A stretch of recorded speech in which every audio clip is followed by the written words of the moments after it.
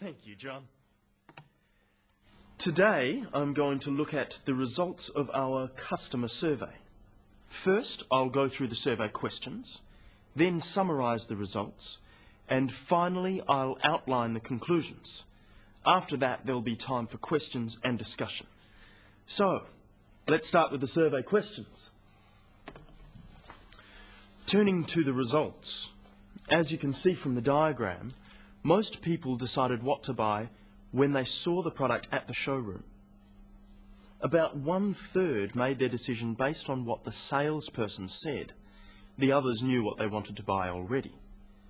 Most of those made their decision on the recommendation of a friend. Only a few said they relied on advertising. Let's move on to the conclusions. The first one is that it's very important that salespeople on the floor know about our products. Another is that after-sales service is critical. People who experience good after-sales service are more likely to recommend a brand. And finally, advertising. It's expensive, so we need to make sure we're getting results.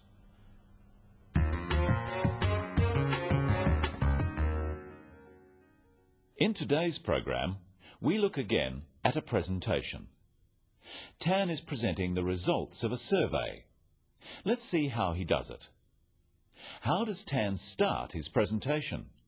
Today, I'm going to look at the results of our customer survey. When giving a presentation, it's important to state clearly what you are going to talk about at the beginning. What is your topic? For this, Tan uses the future tense, I'm going to.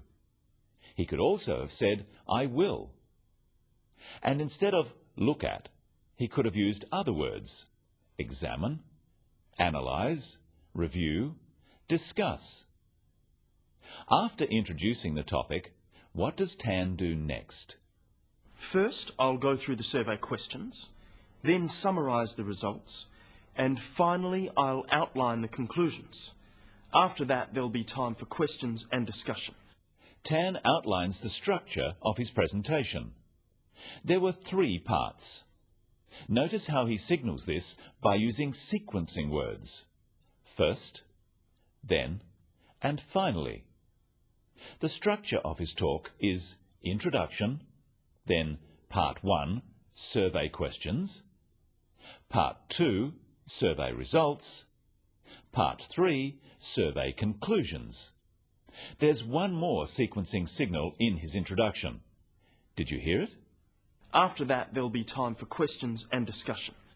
Even though Tan said finally he would talk about conclusions, he has something after that. This is because the questions are not part of his presentation. He's telling his audience that after he's talked about conclusions, it will be time to ask questions.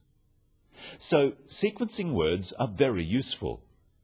They tell your audience how many parts are in your talk, and they can signal when you are moving from one topic to the next one. Sequencing words are words like firstly, secondly, thirdly, then, next, finally, after that, following that, and later on. Another type of signal can be used to show you're moving from one part of your talk to another. Here are 3 that Tan uses. Practice them with him. So, let's start with the questions. Turning to the results, let's move on to the conclusions. When we speak in English, pauses and intonation are as important as the words we use, because they help people understand. Listen. Let's move on to the conclusions. The first one is that it's very important that salespeople on the floor know about our products. Another is that after-sales service is critical. Without pauses or intonation, it's much harder to understand, and it sounds boring. Let's add pauses. Let's move on to the conclusions. The first one is that it's very important that salespeople on the floor know about our products. Another is that after-sales service is critical. Pauses should come between sentences, here. But you'll notice small pauses in the middle of sentences, after phrases. These help the listener to follow what is being said. Now we add intonation and stress. Let's move on to the conclusions. The first one is that it's very important that salespeople on the floor know about our products. Another is that after-sales service is critical. Intonation is the way we pronounce sentences. Note the downward intonation at the end of sentences. Let's move on to the conclusions. About our products. After-sales service is critical. Stress occurs in words and sentences. In words, one syllable is stressed. The wrong stress makes it hard to understand. So, conclusion, not conclusion. Products, not products. Even more important in speaking is to stress the important words in a sentence. This helps the meaning of what you are saying. It gives emphasis. So Tan says, let's move on to the conclusions. Stressing conclusions because it's the key word in this sentence. The other words stressed are the key words for understanding. Let's listen to Tan once more, noting the pauses, intonation, word and sentence stress. Let's move on to the conclusions. The first one is that it's very important that salespeople on the floor know about our products. Another is that after-sales service is critical. Let's look at the diagram and how we can describe numbers or statistics.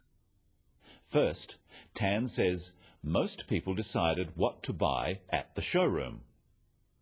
Because more people decided at the showroom than at home, we can say most, the majority, or over half. To describe people deciding at home, which is less than 50%, we could say a minority or less than half. Looking at the reasons for decisions, we are comparing 4 groups of people. We can use descriptive words such as many, some, a few. And we can say the greatest number or the highest percentage. The greatest number of people went by the salesperson's recommendation. We could say only a few relied on advertising. And we can use words like approximately, about, nearly, over, and under. Approximately 1/3, about a quarter, over a quarter, under a third. Finally, let's look at Tan's conclusions. The first one is that it's very important that salespeople on the floor know about our products. Another is that after-sales service is critical. People who experience good after-sales service are more likely to recommend a brand. And finally, advertising. It's expensive, so we need to make sure we're getting results. Notice again how Tan uses signals for his conclusions. His audience can clearly hear that there are 3. He says, the first one, another, and finally. Notice also how Tan uses adjectives to make his points. You shouldn't use the same words all the time. What are the adjectives? They are important, critical, and expensive. So, to summarize, state your topic, outline the structure of your presentation, use signaling and sequencing words, pay attention to intonation and stress, use descriptive words and adjectives, not just numbers. And in conclusion, that's all today on the Business of English.